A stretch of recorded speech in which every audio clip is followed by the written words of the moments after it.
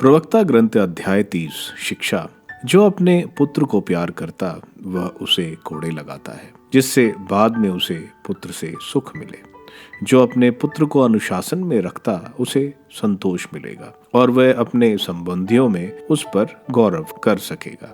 जो अपने पुत्र को अनुशासन में रखता वह अपने शत्रु से ईर्ष्या उत्पन्न करेगा और अपने मित्रों में उस पर गौरव करेगा। यदि ऐसे पुत्र के पिता की मृत्यु हो जाती तो भी वह मानो अब तक जीवित है, क्योंकि वह अपना प्रतिरूप छोड़ गया है। वह जीवन में पुत्र को देखकर आनंदित रहा और मरते समय उसे दुख नहीं होगा।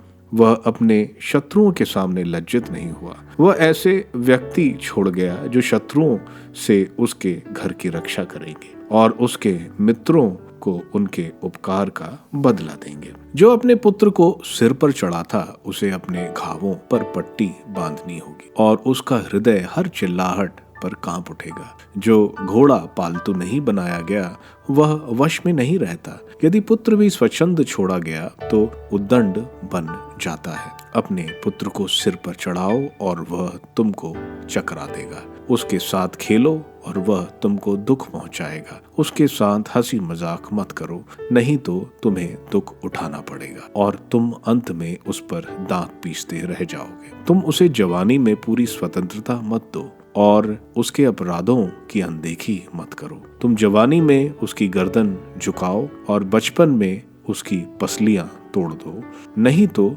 वह हठी बनकर तुम्हारी बात नहीं मानेगा और तुमको उसके कारण दुख होगा। तुम अपने पुत्र को शिक्षा दो और अनुशासन में रखो, नहीं तो तुमको उसकी दुष्टता के कारण लज्जा होगी।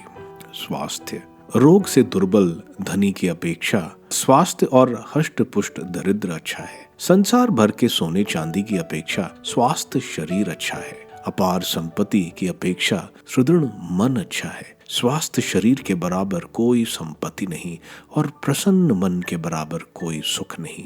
दयनीय जीवन की अपेक्षा मृत्यु अच्छी है और दीर्घकालीन रोग की अपेक्षा अनंत विश्राम। रोगी के बंद मुख के सामने रखा स्वादिष्ट व्यंजन कब्र पर चढ़ाए गए भोजन के बराबर है। देव मूर्ति को अर्पित भोजन से क्या लाभ, क्योंकि वह ना तो खा सकती और ना सूंघ सकती है। यह उस पापी की दशा है जिसे प्रभु उत्पीड़ित करता है। वह उसी तरह देखता रहता और आहें भरता है जिस प्रकार खोजा कुंवारी के सामने करता है। आनंद। उदासी के शिकार मत बनो और चिंता से अपने को तंग मत करो। हृदय की प्रसन्नता मनुष्य में जीवन का संचार करती और उसे लंबी आयु प्रदान करती है। अपना मन बहलाओ, अपने हृदय को सांत्वना दो और उदासी को अपने से दूर करो। उदासी ने बहुतों का विनाश किया है और उससे कोई लाभ नहीं। ईर्ष्या और क्रोध जीवन के दिन घटाते हैं और चिंता समय से पहले किसी को बूढ़ा बनाती है। आनंदमय हृदय